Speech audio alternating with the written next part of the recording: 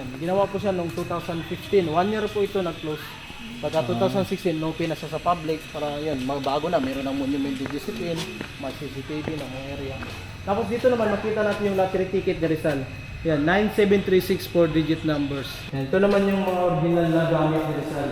Yung damit, no? Pantulog, yung coat, yung vest, no?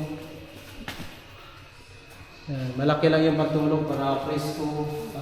Pero ano, no, hindi siya nasisira na rin ano, pagka hinawakan siguro ito. Butas na yun. Para na pag mag-flash ka ng picture, madali din siyang masira. Kaya sa museo talaga bawal mag-flash. Ito naman yung mga property ni Rizal, yung mismong postcard ng Plaza ng Dapitan. Ito yung mga dapitan ginawa ng mga Kastela. No? Pero replica na lang to. Ayos po, kopya na lang po. Pero hanggang yun, ito pa rin yung simbahan, dito yung plaza, ganun pa rin. May mga bahay na lang, may mga iba nang nakatayo. No? Ito naman yung Rizal Shrine, yung blueprint. Yan, yung clinic, bahay, patubig, yan. Tapos may bangka si Rizal para mag-high tide. Ito rin yung inigot natin. Oh, yan yung inikot natin. Ito naman yung mga handwritings, yung mga sulat niya sa Rizal. Yung diary, saka yung ano niya, grupo niya, La Liga Filipina. Ito pala magsulat si Rizal. Yung Spanish kasi linguistics sa Rizal. Natutunan niya yung mga ibang lingwahe sa ibang bansa. Yung mali ah. Nung La Liga Filipina, yung panuntunan nila. Yung mga rules, parang bylaws. Ano yan, isa dito kasama si Andres Bonifacio, yung sila taga Manila. Yan, tapos nung pinatapon na siya, ito po ay nasira, nag-iba. Kaya tinatag ni Andres Bonifacio yung KKK kasi nawala to eh. Kasi wala nang leader nila, natapon na sa dapitan. Pinaka sir, founder nila sa kasi siya yung bumuo. July 3 po siya ito tinatag eh. Pagka July 6 ay dinakip sa Rizal. Siya, bago siya pinatapon, doon muna siya na preso sa nakulong din sa may Fort Santiago. Yun. Tapos after 4 years naman dito, papunta sana siya ng Cuba pero hindi natuloy yun. Binalik naman siya sa Fort Santiago hanggang nilitis hanggang nagkaroon ng desisyon na bitay o pamatayan. Sa salang rebellion. Ito yung mga ebidensya sa kanya. Well documented kasi si Rizal eh. Lagi nagsusulat, gumawa ng diary, mga letter, liham para sa mga kaibigan. Ito yung original na blackboard sa table. Ito naman yung mga libangan. Basa. Original po, bawal lang sa hawakan. So ito yung misa niya mismo at saka yung pisara para sa pagtuturo ng Ingles, yan. Yung history. Maliit lang po siya para kahit saan pwede makapagturo sa Rizal. Portable. Niya. Convert kung saan sa comfortable. Dito lang rin yung malaki sa plywood talaga. Tapos iba na. Naging whiteboard na kasi ano na. Tapos yan, naging PowerPoint na. Ito pala original. Original. Yan, mga estudyante ni Rizal noong 1900. Ang ginagamit niya sa pagpipainting. Yun lang hindi ko lang alam sir, yung chalk ba or uling yung sa pagsusulat niya sa Rizal. Mga calling card ni Rizal sa Hong Kong. Tapos nung napunta siya dito, ginamit niyang plus card para sa pagtuturo ng Ingles. Yan. So gamit-gamit, sobrang useful din yung calling card ni Rizal. Sa likod sinuratan din niya. Table. Table. Kaya marunong mag-English yung mga... Sulat to ni Rizal? Yes po, sulat ni Rizal. Yung mga pupils niya, saka mga subject ni Rizal. Pero matatanda na rin Pero nung sa panahon ni Rizal, 12 to 16 years old, 12 hanggang 16. Ito yung unang gobernador ng Zamboanga del Norte. Ito yung anak ni Fernando Eguia, yung nabintahan ni Trinidad yung sa Kalipunan. Kaya tapos yung mga Eguia, dating mayor din, natalo lang. Pero anak na to, hindi ito yung Yun po talaga yung estudyante ni Rizal.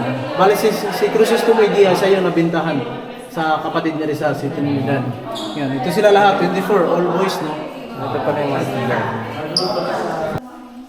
Gymnastics, yung sa murals, tapos yung mga parang PE din. Eguia. Okay, so Talisay Community School, no? Di ba 1893, 1896. Kasi nag-transfer siya dito 1893 na. Doon muna siya sa Casara 1892. Linguistic nag-aaral. Geography. Ito yung si Politico Commandant, Captain Ricardo Camisero. Sino kaya bumuo ng curriculum? Ito yung ginawa ni Rizal nung sa ibang bansa pa siya. Yun sana niya ito gawin niya sa Manila. Pero nung may tapos siya, dito nagawa ni Rizal. Pero ito rin yung ginagamit ng school. Until now, ito din yung mga subject natin ngayon.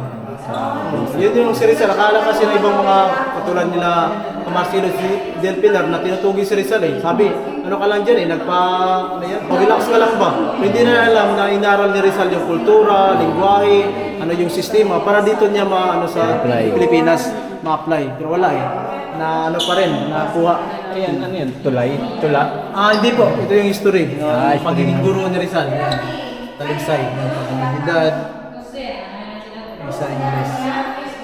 1895 pala Oh, 1894 sa nag-establish ng school. Tapos 1895 yan, 16 pupils. start. Hanggang naging 24. Unti-unti, from ilan hanggang School dumami. for boys pala yung ano. All boys po. Kasi kadalasan yung mga babae, nasa bahay lang yan dati. Tulong sa parents.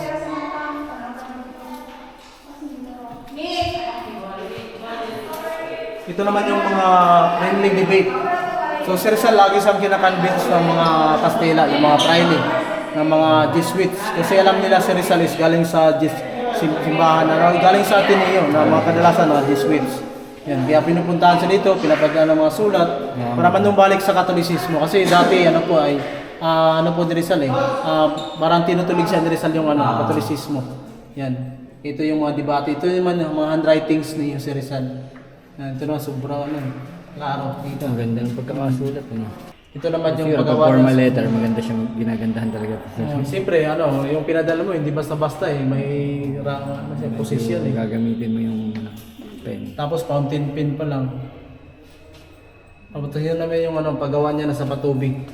Bali, dalawa po yung irrigation Rizal o yung water system niya. Meron doon sa Patungong Dakak, meron din dito itong private. Pero yung Patungong Dakak para suporta sa komunidad, dapitan, nasira lang. Yung naiwan ngayon, mga bricks na lang, mga made of clay na mga... dati napakin na ba? Ngayon, nadaanan lang kasi ng kalsada. Tapos nasira dahil sa river kasi siya. Sketch niya ng Plaza Yan, Dapitan. kasama po niya si Pablo si Padre Sanchez, yung sa paggawa niya ng map of Mindanao. Yan. Saya sa mga favorite professor ni Rizal sa Ateneo. Ano lang, through sa isang map na ginawa ng Castella, yun, tiningnan lang niya, yun na, ginawa ni Rizal. Nabuo naman. Kung pupunta kayo ng plaza, doon yung makikita. Yun Yun yung itsura mismo. Ginamit na lang yung araw. Yung S, yung west, ganun, yung silangan sa panuan ng araw. Yun hanggang nabuo nila sa tulong ni Father Sanchez. Tapos yung nakita ni Rizal, napansin niya yung plaza, madilim, walang ilaw. So ginamit niya, gumawa siya ng lampara na nilagyan niya ng coconut oil hanggang mapailawan yung buong area ng plaza. Yan. So yun yung mga ambag ni Rizal. May pailaw din pala Oo, pailaw. Yun, mga wire, mga bato lang gawa sa So, yung ngayon, makita natin yung mga lugar ng Mindanao. Pero may mga lugar doon na wala na ngayon.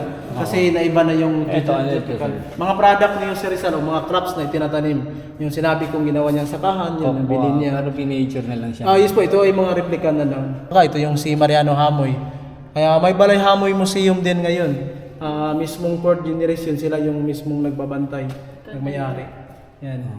Nagtatanim. Dito sila nagtatanim. Yes po, yung sa may likod po sir, yung binigay po doon kay Acopiado, 10 hectares. Ito naman paggawa ng kooperatiba, yan, para sa mga magsasaka, para malaki yung benta nila. Kasi may hawak dito dati, mga Chinese monopoly. Dami niya nagawa. Very productive. Ito naman, pinapakita lang yung mga dating kagamitan. Pero yan, bago na po yan. Kaya hindi na to original. Hindi na po. Sa taas po tayo para sa yung original na gamit na Rizal ito. Yun. Yung mga pangopera. Yung iba na mga kopya na lang. Kapon, sarado ito kapon kasi may inayos na ilaw sa mga saka lang disinfect din. Para hindi masira yung mga gamit kasi minsan may mga alay. Yun.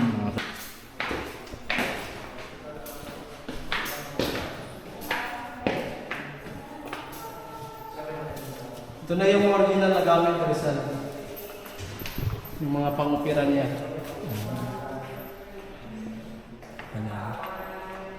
Eyeglass ng nanay niya. At saka yung calling card. Plus card. Original to. Pero yung mga handle siguro.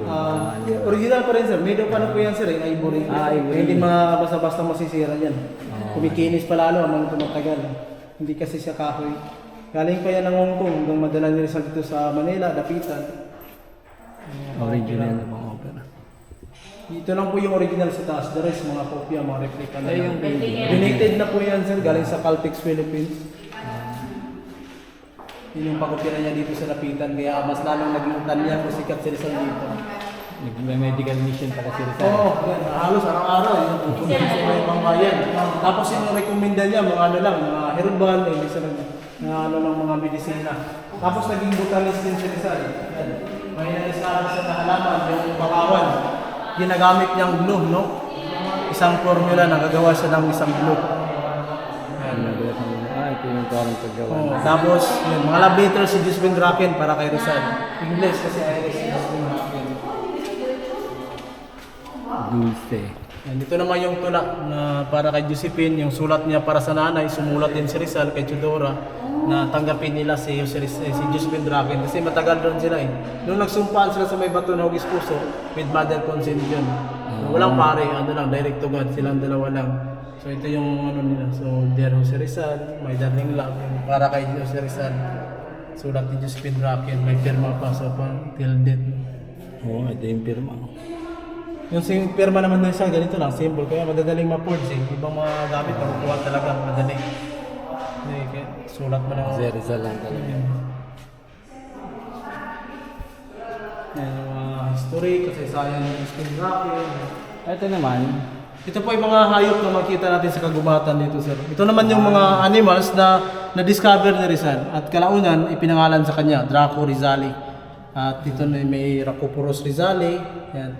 Isang flying lizard, isang palaka. ay may mga Rizali sa dulo. Oo, may Rizali. Ito naman, hindi na si Rizal nakadiscover. Ito din, Yung tatlo. yung tatlo lang. Kasi undiscovered siya eh. So si Rizal, pinapadala niya sa Germany, sa Europe.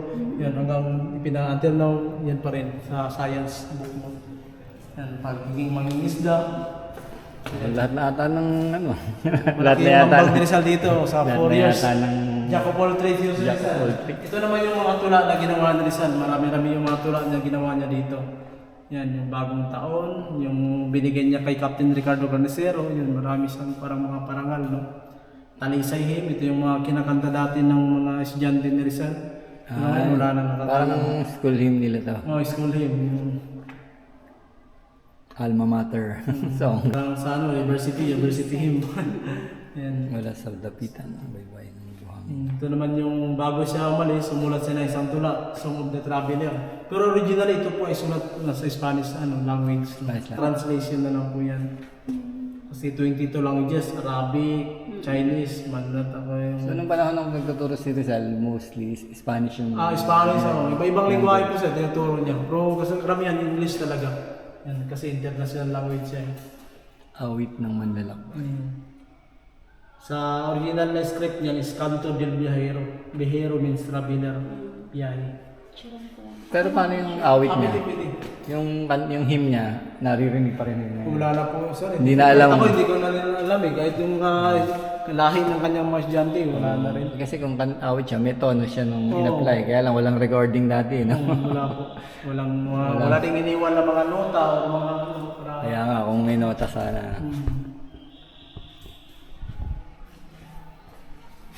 Mga kabibe. Kabibi. Concologist din si Rizal. May mga shells din siya doon.